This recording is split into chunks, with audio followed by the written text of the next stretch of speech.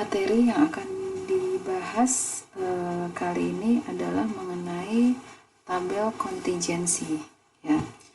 Jadi materi yang kita bahas adalah mengenai tabel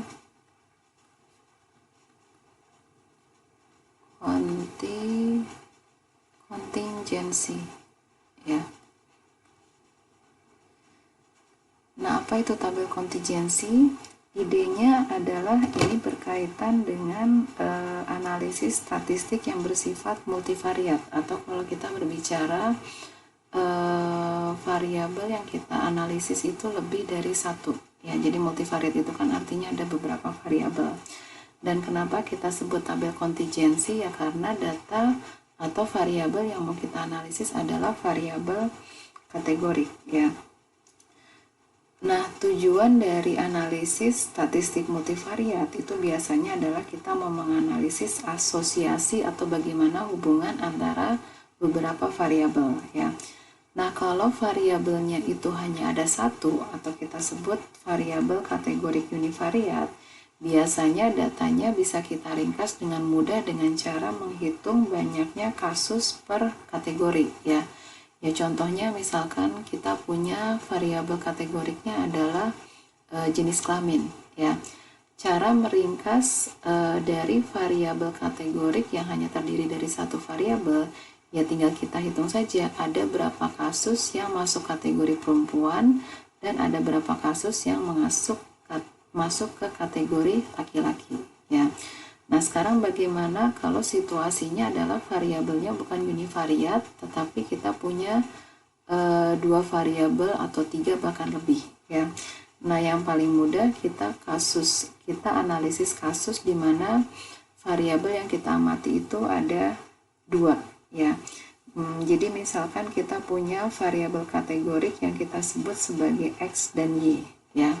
Jadi misalkan kita punya variabel kategorik yang kita sebut X dan Y, di mana variabel X ini katakanlah terdiri dari beberapa kategori ya. Katakanlah ada sebanyak I kategori ya. Jadi X ini terdiri dari kategori 1, kategori 2 sampai dengan kategori misalkan kita sebut kategori I ya. Kemudian variabel kategorik Y ini juga sama, terdiri dari beberapa kategori, katakanlah terdiri dari kategori 1, kategori 2 sampai dengan kategori misalkan saya sebut sebagai J ya. Nah, yang disebut sebagai tabel kontingensi itu adalah tabel yang berbentuk persegi panjang yang memiliki I baris untuk kategori variabel X dan J kolom untuk variabel kategori Y ya. Di mana sel-sel di dalam tabel itu menunjukkan banyaknya kasus dari setiap kombinasi I dan J yang memungkinkan ya. Jadi kalau saya ilustrasikan yang disebut tabel kontingensi itu kan tabel persegi ya, di mana jadi misalkan saya punya tabel persegi ya, bentuknya misalkan seperti ini, di mana tadi yang disebut sebagai misalkan variabel X itu dinyatakan dalam bentuk baris ya. Jadi misalkan saya punya variabel X, ini ada baris ke-1 atau kategori ke-1, kemudian kategori kedua kita masukkan di baris kedua, dan seterusnya sampai dengan kategori ke I ya. Kemudian pada kolomnya kita punya kategori variabel kategorik Y ya, di mana Y itu terdiri dari beberapa kategori. Misalkan ada kategori 1 kita masukkan di kolom 1, kategori kedua di kolom kedua, dan seterusnya sampai dengan kategori ke J ya. Nah, tabel kontingensi ini yang sudah kita susun dalam baris dan kolom, kemudian yang ada di tengah tabel atau kita sebut sel-sel di dalam tabel ini menyatakan banyaknya kasus dari setiap kombinasi dari kategori di X dan kategori di Y ya. Jadi contohnya ini seperti matriks aja ya. Jadi seperti matriks, jadi misalkan di baris pertama kolom pertama ini adalah banyaknya kasus di mana kasus ini masuk ke kategori 1 pada variabel kategori X dan kategori 1 di variabel kategori Y ya.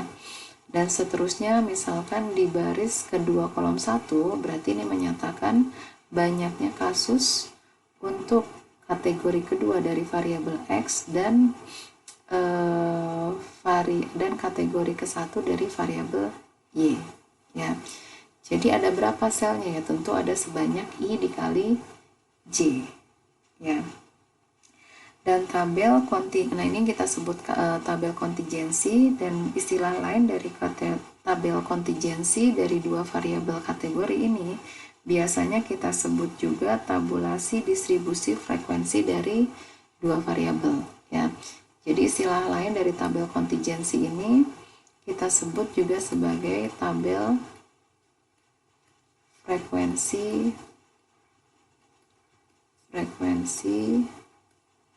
dari dua variabel ya. Tabel frekuensi dari dua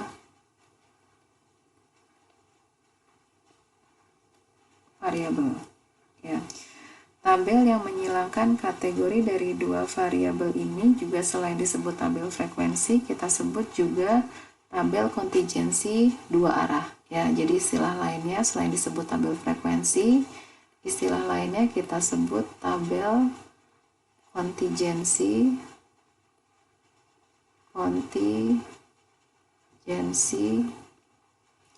dua arah ya. Kenapa disebut dua arah? Karena kita menyilangkan dua variabel kategori ya, dua arah.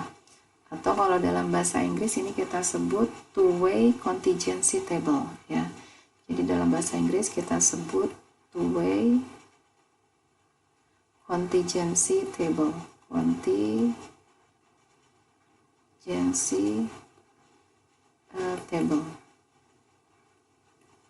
ya. Jadi jika ada I baris dan J kolom ya, ada istilah lainnya juga. Jadi selain tabel frekuensi dari dua variabel atau juga disebut tabel kontingensi dua arah, tabel yang menyilangkan dua variabel ini kadang kita sebut juga sebagai tabel I dikali J ya. Jadi ada tiga istilah yang secara umum kita pakai untuk menyatakan tabulasi silang antara dua variabel kategori ya. Jadi ketiga ini juga kalian harus paham. Jadi ketika saya menggunakan istilah yang berbeda, tapi ketiga ini sebenarnya menyatakan tabulasi yang sama ya. Nah, kalau misalkan kita menyilangkan tabel bukan hanya dari dua variabel kategorik, tapi dari tiga kategorik ya, kita sebut tabel frekuensi dari tiga variabel, atau juga bisa kita sebut tabel kontingensi tiga arah karena ada tiga variabel, atau kita sebut juga three-way contingency table, atau juga bisa kita sebut misalkan ada variabel Z dengan banyaknya kategori, kita sebut K. Berarti untuk tabel dengan menyilangkan tiga variabel X, Y, dan Z itu juga bisa kita sebut tabel I dikali J dikali K ya. Jadi secara umum ini bisa kita perluas untuk tabel kontingensi dengan banyak variabel. Cuman untuk yang paling sederhana itu bisa kita pandang hanya memandang ada dua variabel kategori ya. Jadi sebagai contoh misalkan yang paling sederhana, kita punya dua variabel kategorik di mana masing-masing variabel kategorik hanya terdiri dari dua kategori ya. Jadi sebagai contoh, misalkan yang mau saya amati adalah banyaknya jumlah perokok di kalangan laki-laki dan perempuan ya. Jadi misalkan saya punya variabel X-nya adalah jenis kelamin ya. X ini menyatakan kelompok perempuan ya, dan ada kelompok kategori laki-laki ya. Kemudian misalkan variabel Y yang saya amati itu apakah masing-masing kategori ini ada yang merokok ya. Saya sebut iya merokok dan tidak merokok ya. Jadi tabel kontingensi ini kita sebut tabel kontingensi dua arah, atau bisa kita sebut juga tabel 2 dikali 2 karena masing-masing kategori dari variabel X dan Y, yaitu hanya ada 2 kategori ya. Nah, isi di dalam tabel kontingensi ini kan adalah masing-masing sel ada 4 sel karena kita punya 4 kombinasi ya antara jenis kelamin dengan kasusnya merokok atau tidak merokok ya.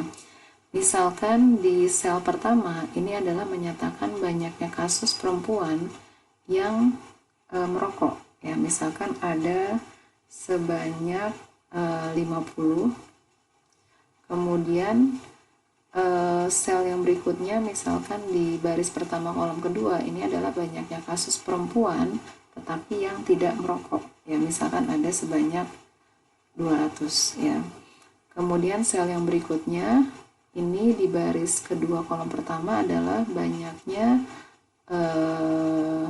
laki-laki ya, banyaknya laki-laki yang juga merokok, katakanlah ada sebanyak 150. Kemudian yang sel terakhir ini adalah kombinasi dari banyaknya laki-laki yang tidak merokok, ini katakanlah ada sebanyak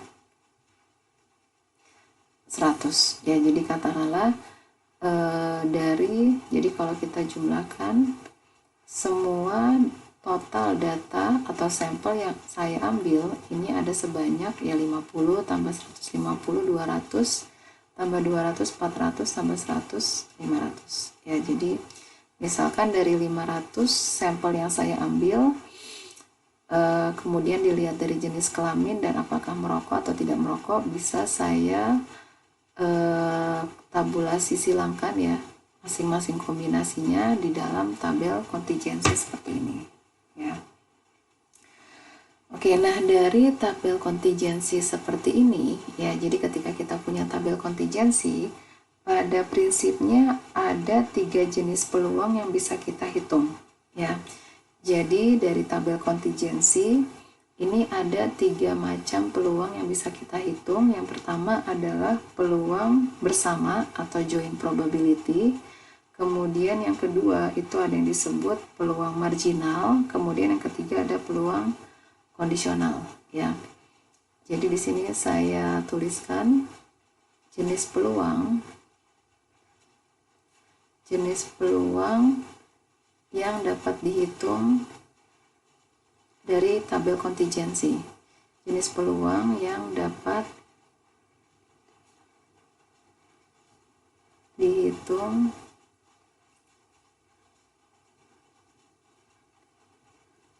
dari tabel kontingensi ya. Kontingensi tadi yang pertama yang saya sebutkan ada peluang bersama atau joint probability. Yang pertama adalah peluang bersama.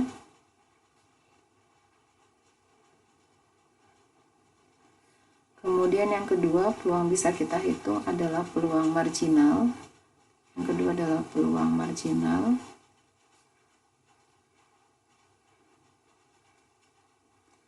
Kemudian yang ketiga, yang terakhir yang bisa kita hitung adalah peluang kondisional. Peluang kondisional atau peluang bersyarat ya, sama saja, kondisional. Ya. Oke, nah masing-masing peluang ini saya akan coba bahas ya. Jadi jenis peluang yang pertama sekarang kita akan bahas peluang bersama ya. Peluang bersama. Nah, apa itu peluang bersama? Peluang bersama ini adalah kalau misalkan kita punya, misalkan saya notasikan suatu parameter ya, misalkan saya punya PIJ ya. Misal saya punya parameter saya sebut PIJ, di mana ini adalah peluang di mana variabel kategori X sama dengan I dan variabel kategori Y sama dengan J. Ya, jadi PIJ ini menyatakan peluang X dan Y berada pada sel di baris ke I dan kolom ke J ya. Nah, peluang PIJ ini kita sebut sebagai peluang bersama dari X dan Y ya. Jadi misal PIJ ya, PIJ ini kita sebut, PIJ disebut peluang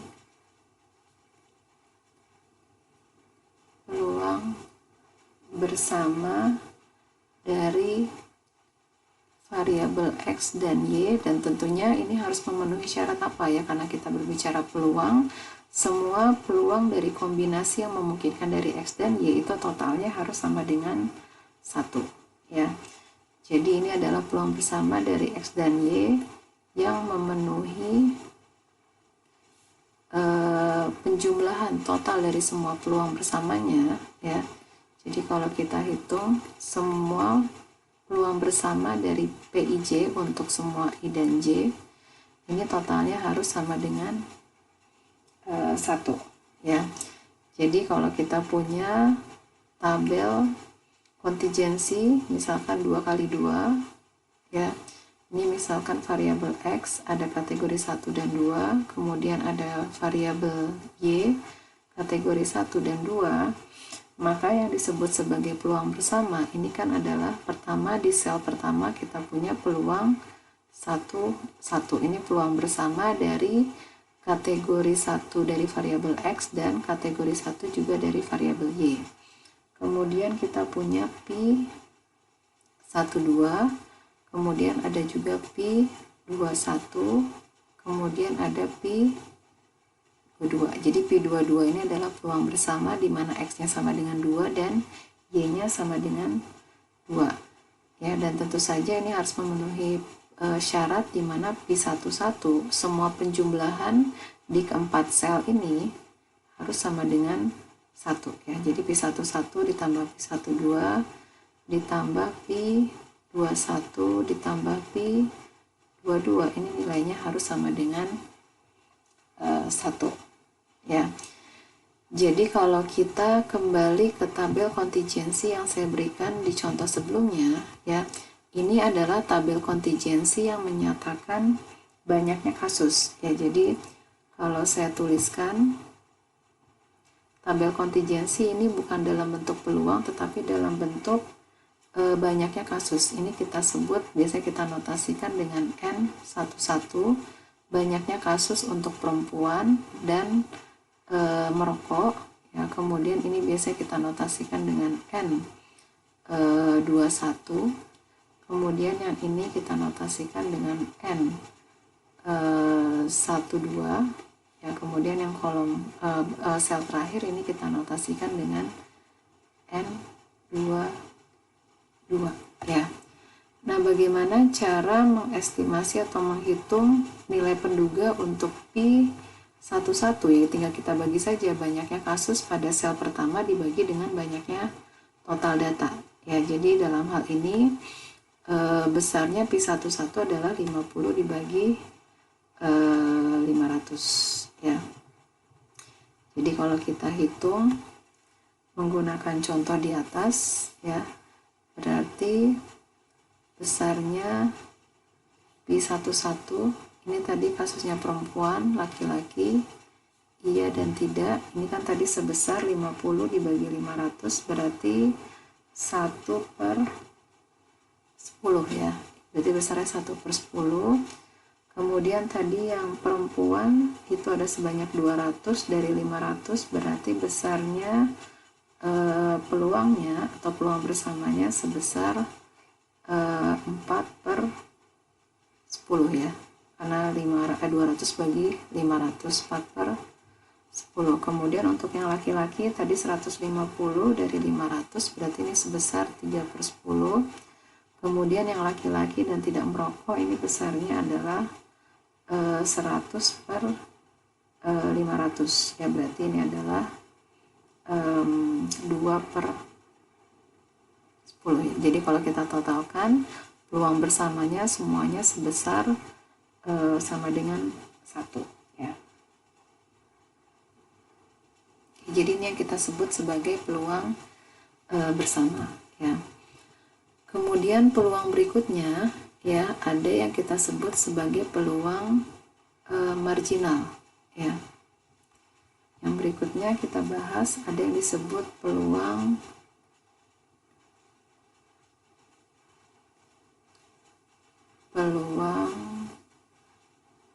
marginal ya. Nah, apa yang dimaksud dengan peluang marginal?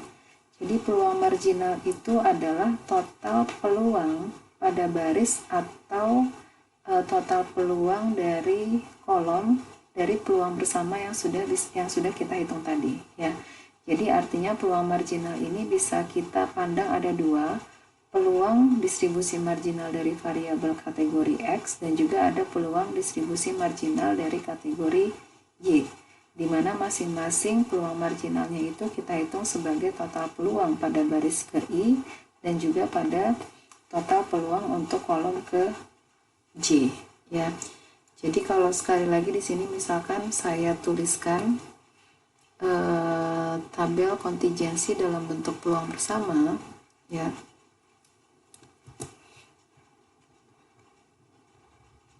Ya, jadi kalau sekali lagi di sini saya gambarkan total peluang bersama dari X dan Y, ya, ini adalah X kategori 1 dan 2.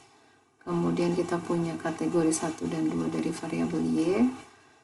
Total peluang bersamanya ini kan kita sebut P11, ini adalah P21, kemudian ini adalah P12 dan yang terakhir adalah P22, ya. Nah, yang disebut sebagai peluang marginal itu adalah peluang yang kita pandang sebagai total peluang pada baris ke I dan juga pada kolom ke J, ya. Jadi kalau kita totalkan, ya, misalkan pada kolom ke-1, ya, jadi misalkan untuk kolom ke-1 total peluang pada kolom ke-1 ini misalkan kita sebut P plus 1, ya. Kemudian total peluang pada kolom kedua misalkan kita sebut P plus 2. Begitu juga untuk masing-masing baris, ini juga kalau setiap baris kita jumlahkan P11 ditambah P12, katakanlah kita sebut P plus 1, kemudian baris kedua kalau kita jumlahkan P21 tambah P22, misalkan kita sebut P, berarti ini kita sebut P,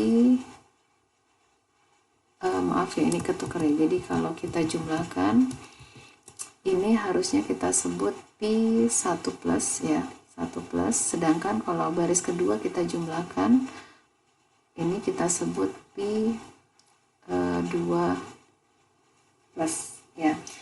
Nah, yang disebut sebagai distribusi marginal itu adalah distribusi marginal dari variabel X itu adalah yang pada baris ke I, ya. Jadi P1 plus dan P2 plus ini kita sebut sebagai distribusi marginal dari X, ya, distribusi marginal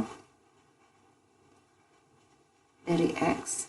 Kemudian penjumlahan pada setiap kolom ini kita sebut distribusi marginal dari variabel Y, ya, distribusi marginal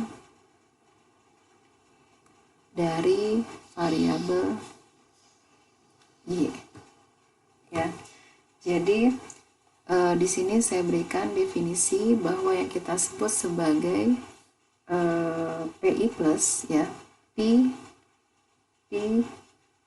I plus, ya, I plus, dimana I ini kan menyatakan baris, ya, baris ke-1 dan baris kedua ini adalah total peluang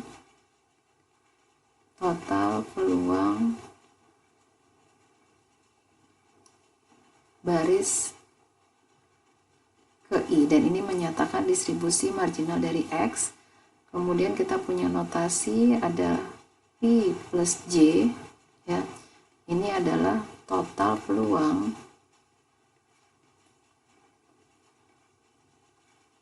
dari kolom ke J, ya, dimana I-nya ini berlaku untuk 1 dan 2, dan ini juga sama untuk setiap J 1 dan 2, ya.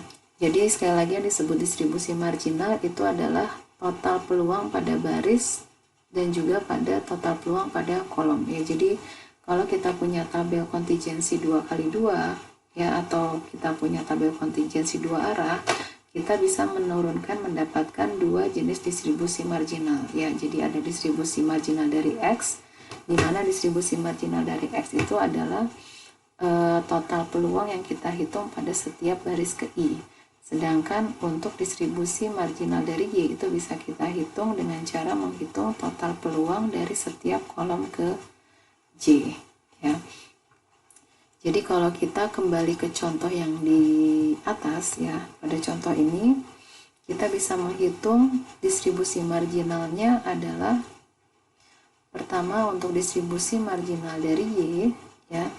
Ini bisa kita hitung sebagai penjumlahan pada kolom pertama dan kolom kedua. Ini penjumlahannya sebesar 4/10. Kemudian kolom kedua ini adalah 6/10 ya.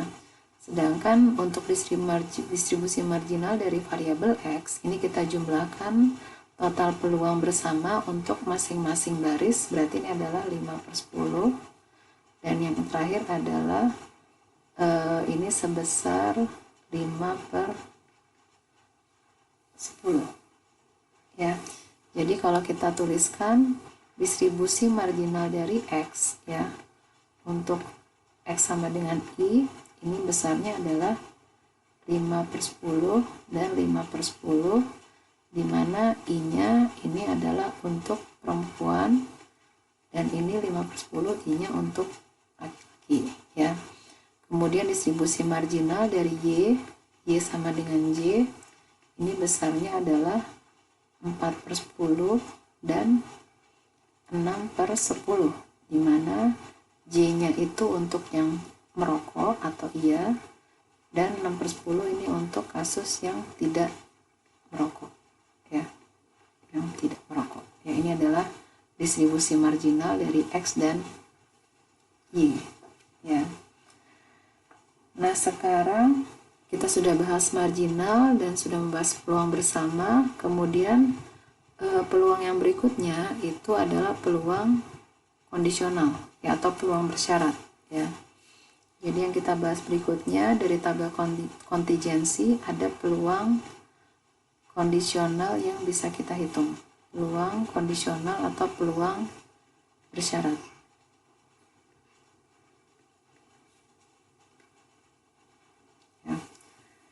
Nah, apa itu peluang kondisional? Ya, peluang kondisional ini berarti peluang yang kita hitung setelah kita mensyaratkan pada kategori tertentu, ya. Nah, biasanya di kebanyakan tabel kontingensi itu variabel kolom Y itu biasanya kita sebut sebagai dependent variable, sedangkan variabel baris itu biasanya kita sebut sebagai variabel independen, ya. Nah, jadi bisa kita ambil informasi misalkan distribusi peluang terpisah untuk variabel Y, itu yang kita ambil untuk setiap kategori X ya. Jadi distribusi kondisional untuk Y diberikan pada setiap kategori dari X ya. Jadi contohnya misalkan masih menggunakan tabel yang sama ya. Jadi di sini saya coba tuliskan kembali ya. Misalkan tadi kita punya kasusnya ada perempuan, laki-laki, kasus merokok, ya dan tidak merokok. Sini saya tuliskan lagi, tadi banyaknya kasus adalah ini 50, kemudian ini ada sebanyak 200 ya. Tadi 200 ya, kita cek lagi. 50, 200, 150 dan 100 ya. 150, 150 dan 100. Ya, ini contoh soal yang tadi.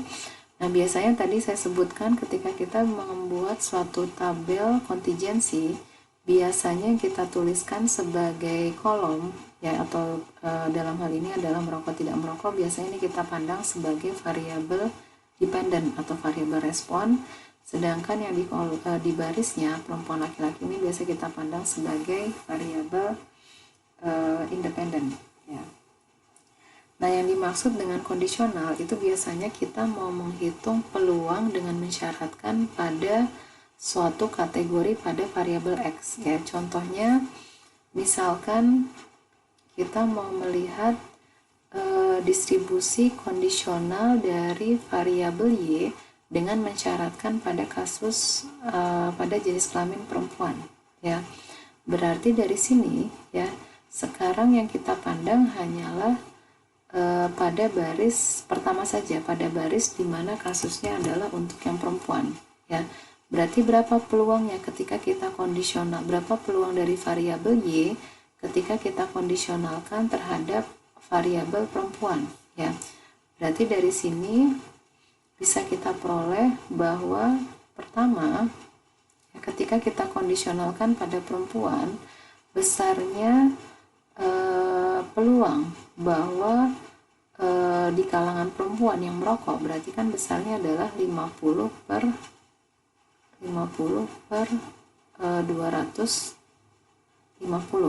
ya, karena kita memandang dari semua perempuan ada berapa yang merokok, jadi kita mengkondisionalkan pada kasus yang perempuan ada berapa yang merokok, berarti 50 per 250 karena banyaknya kasus perempuan adalah 250, sedangkan laki-laki ada sebanyak sama juga ya 250 ya. 50 per 250 sebesar 1 per 5 ya, ini yang merokok. Kemudian di kalangan perempuan juga ada berapa yang tidak merokok, yang bisa kita hitung dari 200 dibagi 250 ya, jadi 200 yang tidak merokok di kalangan perempuan, berarti ini besarnya adalah 4 per 5 ya. Begitu juga ketika kita kondisionalkan, ketika kita syaratkan pada kalangan kategori laki-laki ya. Dari 250 laki-laki ada sebanyak 150 yang merokok, berarti peluangnya adalah 150 dibagi 250 ya, berarti ini besarnya adalah 3 per 5 ya. Sedangkan ada 100 dari 250 yang tidak merokok, berarti besar peluangnya ketika kita kondisionalkan pada laki-laki, berarti ini adalah 100 dibagi 150 ya, berarti ini besarnya 2 per 3 ya.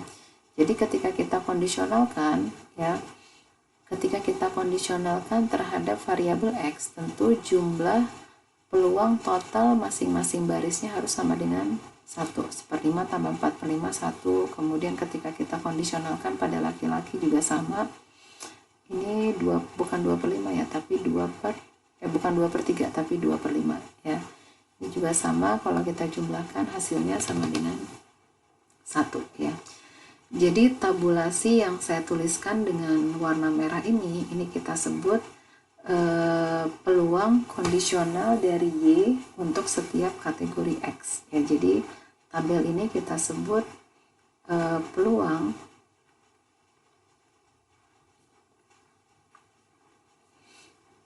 kondisional dari variabel Y untuk setiap kategori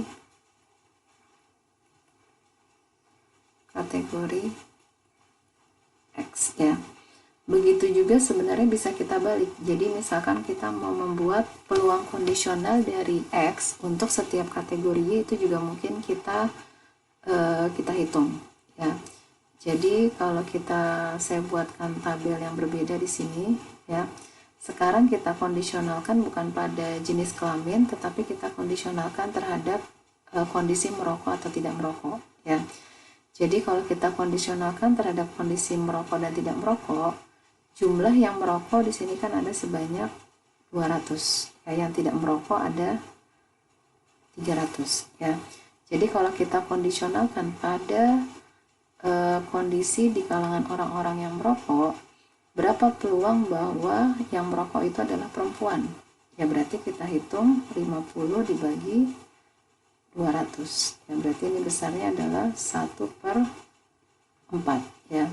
Nah di kalangan yang merokok juga ada berapa yang merupakan laki-laki ya, berarti 150 dibagi 200, berarti ini besarnya adalah 3 per 4 ya. Begitu juga ketika kita kondisionalkan di kalangan orang-orang yang tidak merokok ya, di kalangan yang tidak merokok, ini ada berapa yang merupakan perempuan? Ya berarti dari 300 orang ada 200 yang tidak merokok, berarti 200 per 300. Ya berarti kalau kita bagi 50, berarti ini adalah 4 per 6.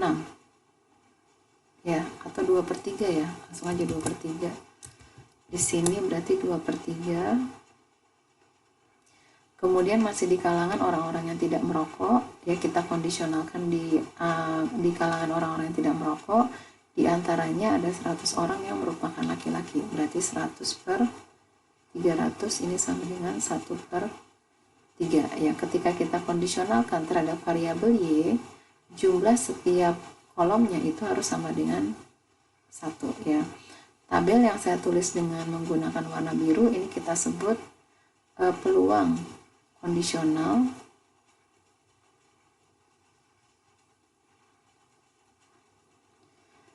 dari variabel X untuk setiap kategori Y, ya untuk setiap kategori Y ya.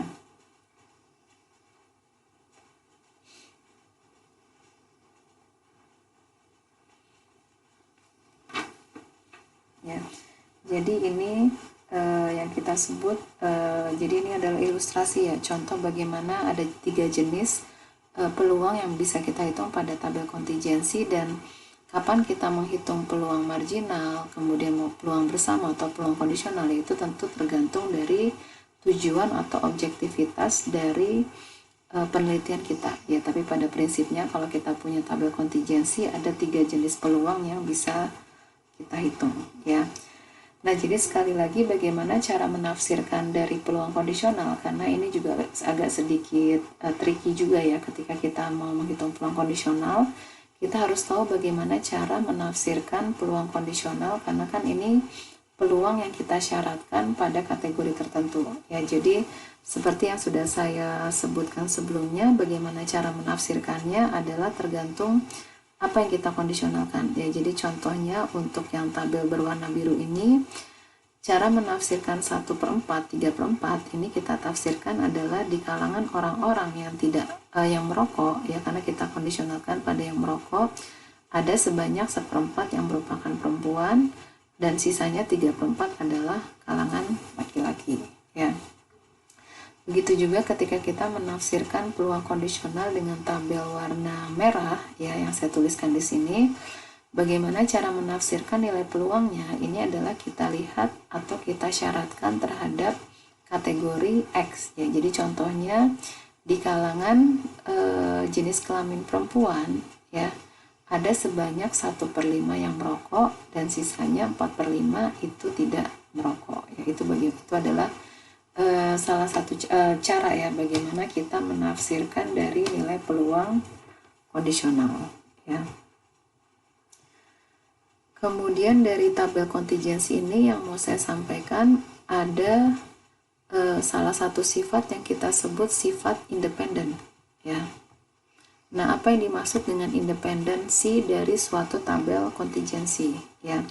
Jadi di sini saya masuk ke konsep independen ya. Independen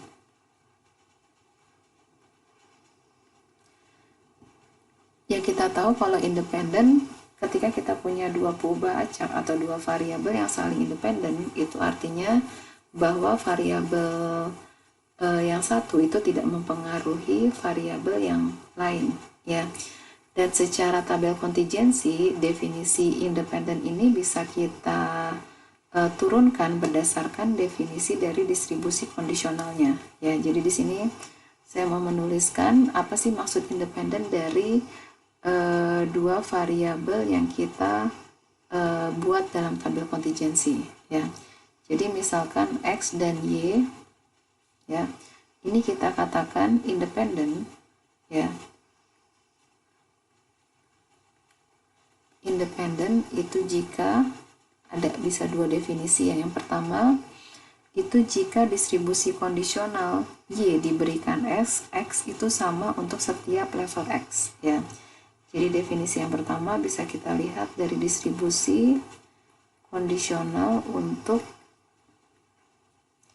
Y ya diberikan X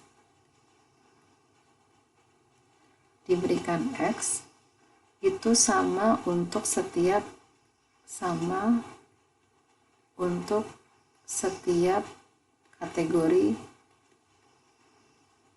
kategori X ya. Dan ini juga berlaku sebaliknya, X dan Y itu independen, itu ekuivalen juga ketika kita memandang distribusi kondisional dari X ya diberikan oleh Y itu sama untuk setiap kategori dari Y ya. Jadi dua pernyataan ini sifatnya ekuivalen ya, jadi sama saja ketika kita mau menentukan apakah X dan Y independen, kita bisa pakai definisi yang pertama ataupun yang kedua ya. Sebagai ilustrasi, misalkan saya punya tabel kontingensi sebagai berikut ya. Yang paling mudah di sini saya hanya punya tabel 2x2, berarti X-nya ada dua kategori, 1 dan 2, kemudian Y-nya juga sama, ada 1 dan 2 ya. Katakanlah banyaknya kasus yang berada pada X sama dengan 1 dan Y sama dengan 1 ada 80. Kemudian untuk X1 dan Y2 misalkan juga sama 80. Untuk X2 dan Y1 misalkan 20. Dan yang ini juga adalah 20 ya. Nah, yang disebut sebagai independen di sini kan kita bisa turunkan berdasarkan distribusi kondisionalnya ya. Jadi misalkan sekarang kita melihat distribusi kondisional untuk Y diberikan X ya. Sekarang kita coba buat tabel distribusi kondisional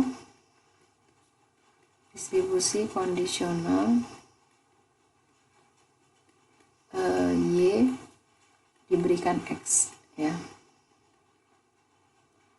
Diberikan X, kita coba buatkan distribusi kondisionalnya. Berarti ini X-nya 1, 2, Y-nya juga 1 dan 2 ya. Distribusi kondisional Y diberikan X, artinya kita lihat di kalangan untuk X sama dengan 1 ya. Berarti kalau kita lihat untuk X sama dengan 1 banyaknya data di sini adalah 160, untuk X sama dengan 2 ada 40 ya.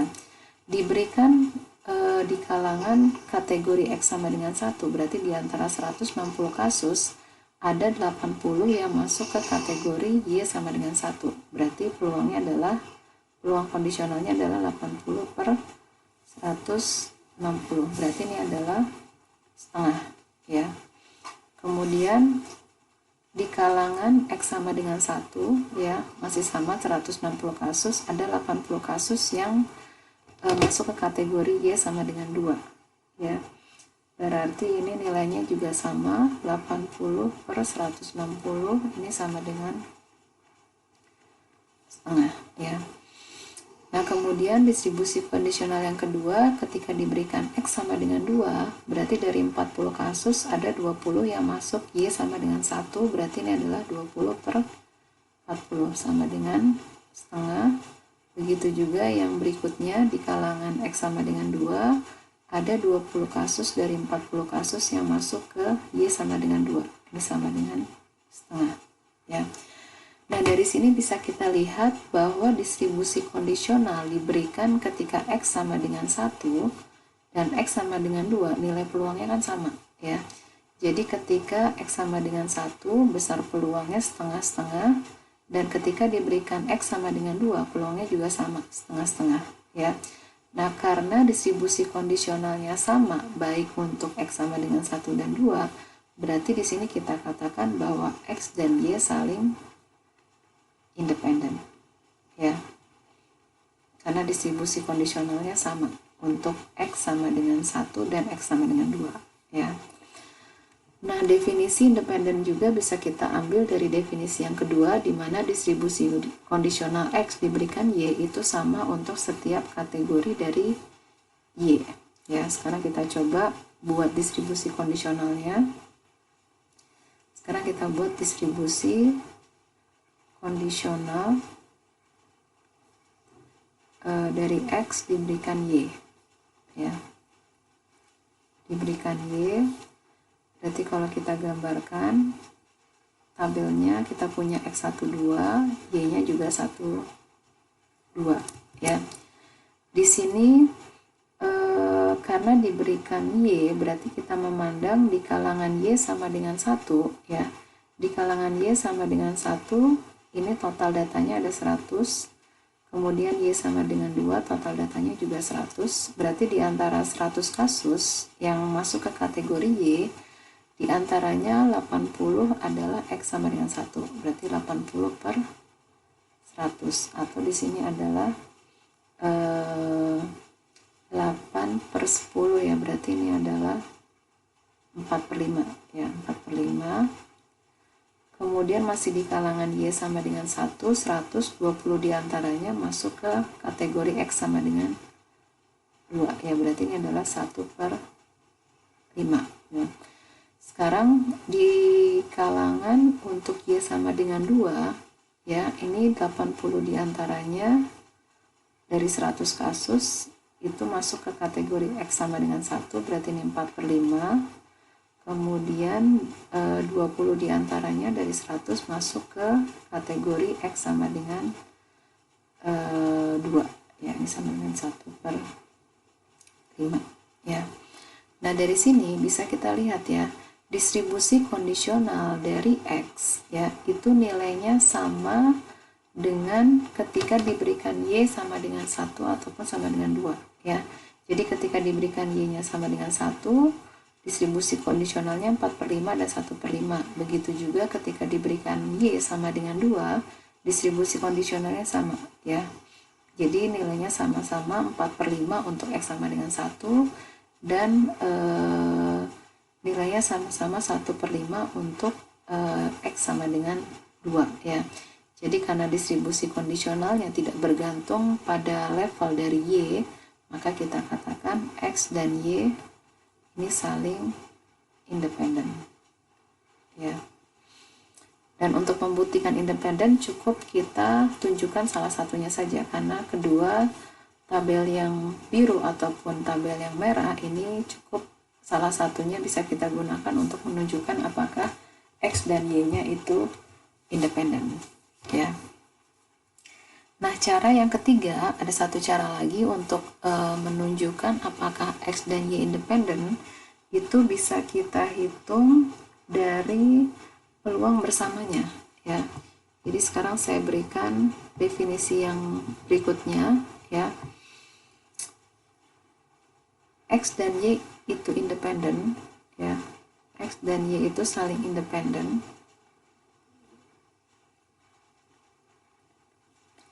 itu jika dan hanya jika, ya, peluang bersamanya atau PIJ itu bisa kita hitung sebagai peluang dari perkalian dari peluang marginalnya, ya. Jadi PIJ, peluang bersama, ini bisa kita hitung sebagai P plus I dikali PJ plus, ya, dan ini berlaku untuk setiap I dari 1, 2 sampai dengan I besar, dan berlaku untuk J di mana J-nya itu 1, 2 sampai dengan J besar, ya. Jadi dengan kata lain, persamaan ini, ya, persamaan ini menyatakan bahwa peluang bersamanya itu bisa kita tuliskan sebagai perkalian dari peluang marginalnya, ya. Sebagai contoh, ya, menyatakan X dan Y independen ini bisa kita hitung dari peluang bersamanya, ya.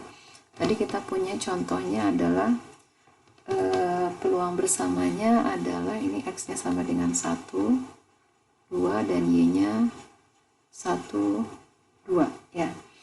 Peluang bersamanya berapa di sini untuk X sama dengan 1 dan Y sama dengan 1? Banyaknya kasus adalah 80 dari total semua data kan 200, ya, berarti ini adalah 80 per 200, ya.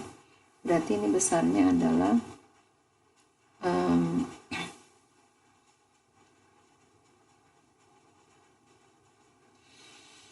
besarnya 4/10 ya. Kalau kita bagi 20 berarti ini 4/10.